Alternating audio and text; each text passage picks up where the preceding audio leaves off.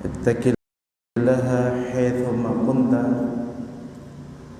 wadbi sayatan sanatan tamkhuha khaliqin nasa bi khuluqin hasan. Aw qala ukhra man shama ramadhana imanan wa ihtisaban ghufira lahu ma taqaddama min dhanbi aw ma qad. Hadirun jamaah syukur rahmatullah. Alhamdulillah, kembali Allah membangunkan kita dari kematian sementara, sehingga sangat tepat, sangat pantas kalau hari ini kita memujinya. Alhamdulillahilladzi ahyana ma matana wa ilaihi nusyur. Jadi segala puji bagi Allah yang telah menghidupkan kembali dari kematian yang kita rasakan hari ini. Oleh karena itu, momen semacam ini mari kita gunakan untuk mengabdi kepada Allah sampai akhir final kehidupan kita. Amin insyaallah. Baik, kita lanjutkan. Kemarin kita membahas tentang persiapan untuk menghadapi bulan Ramadan. Sekarang masuk ayat ke 185 dari surah Al-Baqarah. A'udzu billahi minasy syaithanir rajim. Syahrul Ramadan alladzi unzila fihi al-Qur'an fihi al-Qur'an hudan lin-nasi wa bayyinatin minal huda wal furqan. Faman syahida minkum asy-syahra falyasum wa man kana maridan aw ala safarin fa'iddatun min ayyamin ukhra. Yuridu Allahu bikumul yusra wa la yuridu bikumul usra wa litukmilul iddata wa litukabbiru Allaha ala ma hadakum wa la'allakum tashkurun. Syahrul Ramadan, syahr adalah bulan Ramadan. Alladzi yang atau zat unzila telah diturunkan fihi di dalamnya bulan suci Ramadan itu Al-Qur'an, yaitu Quran. Jadi hudan itu petunjuk linnasi bagi manusia, wa bayyinati dan menjelaskan minal huda dari petunjuk itu, wal furqan dan pembeda. Sampai situ dulu. Nanti kita lanjutkan. Jadi apa yang harus kita persiapkan di bulan suci Ramadan, yaitu menerima dengan kafah di dalam diri kita bahwasanya Quran ini menjadi petunjuk.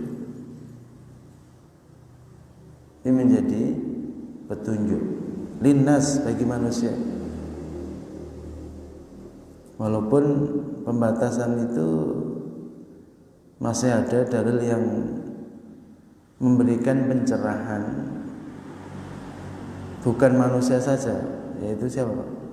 Jin. Ya. Wa khalaqtul jinna wal insa illa liya'budun. Jin pun yang dia beriman kepada Allah juga menggunakan Quran sebagai dasaran. Ya. Nah, kalau kita melihat sirah sejarah, ketika Rasulullah berdakwah, jin itu berhenti dan mendengarkan bacaan Quran itu dan menyampaikan kepada kaumnya. Jadi bulan suci Ramadan itu diturunkannya kitab suci Al-Quran. Sehingga Pak, kalau kita lihat ketika Nabi masih hidup, di bulan suci Ramadan itu apa? Biasanya tadarus ya. Biasanya membaca Quran disimak, didengarkan oleh malaikat Jibril gitu ya. Hadisnya semacam itu. Sehingga apa? Kita pun biasanya di bulan suci Ramadan itu akan membaca Quran.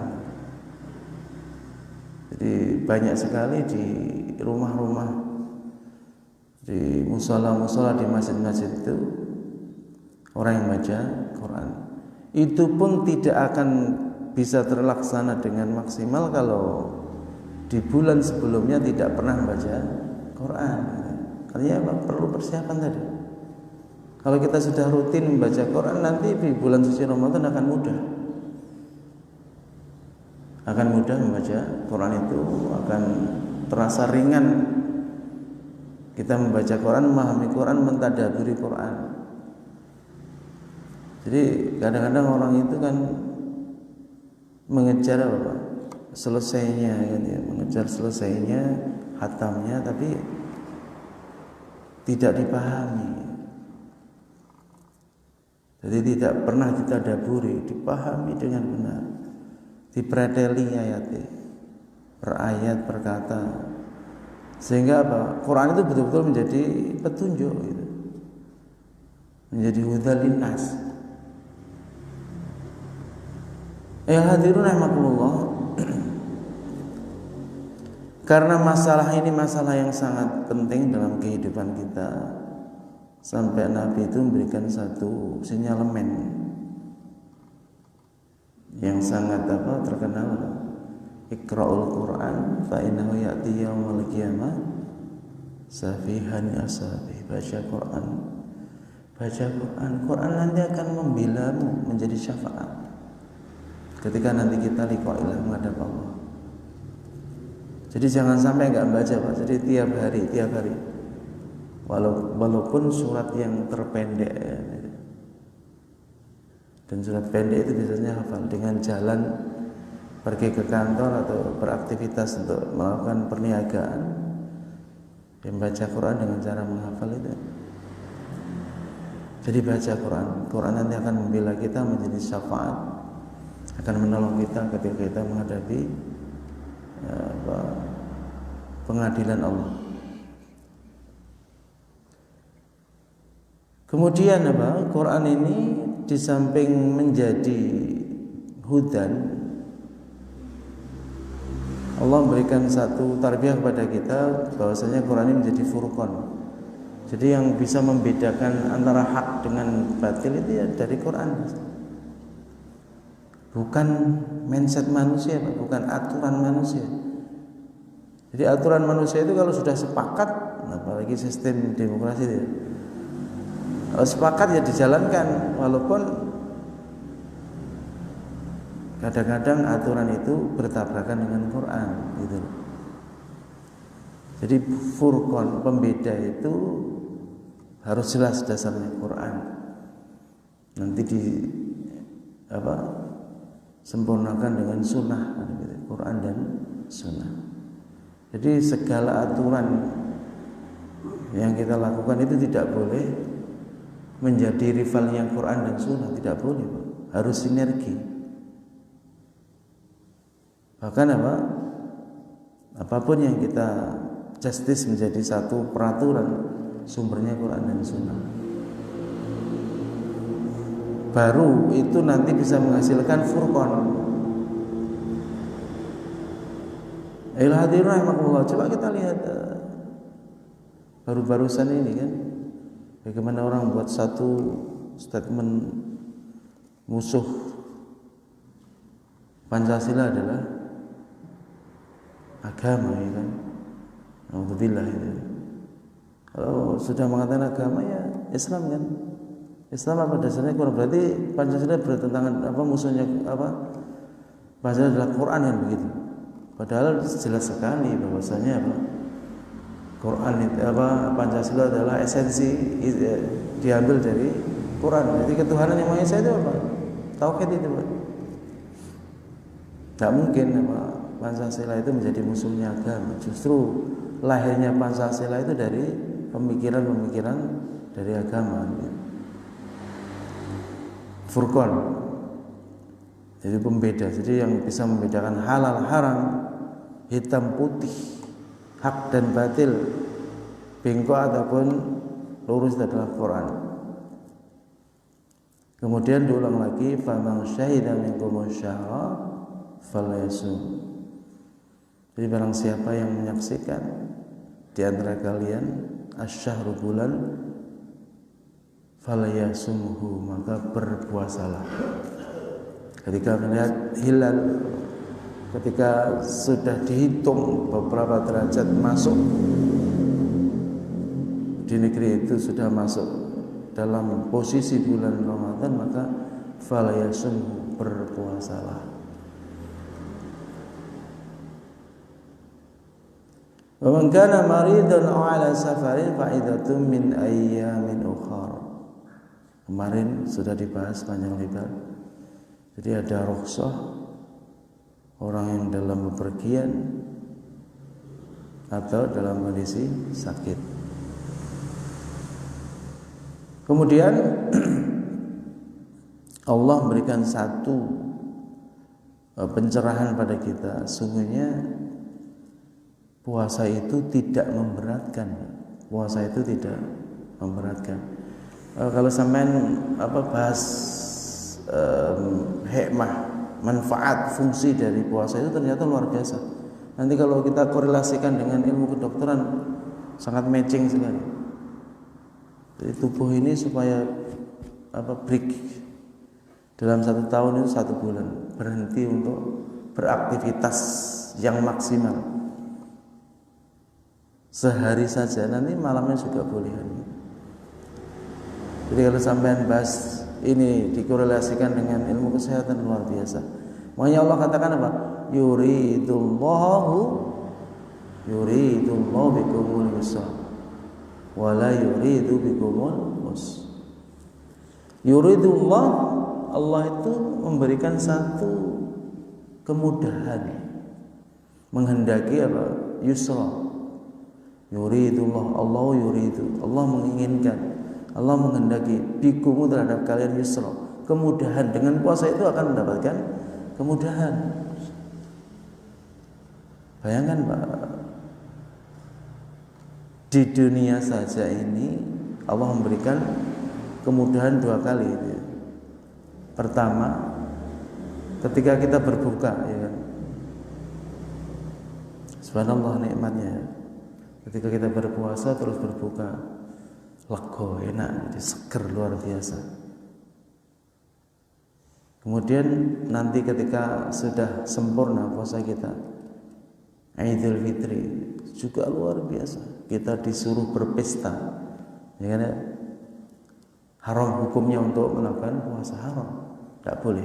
Kita disuruh makan-makan, memberi makan kepada orang yang nggak punya. Kalau tradisi kita apa? Silaturahmi, ya. Jadi yang jelas apa? Kita disuruh makan-makan, tidak boleh berpuasa, silakan menikmati rezeki dari Allah itu. Sampai kita disuruh berpakaian yang bagus, ya.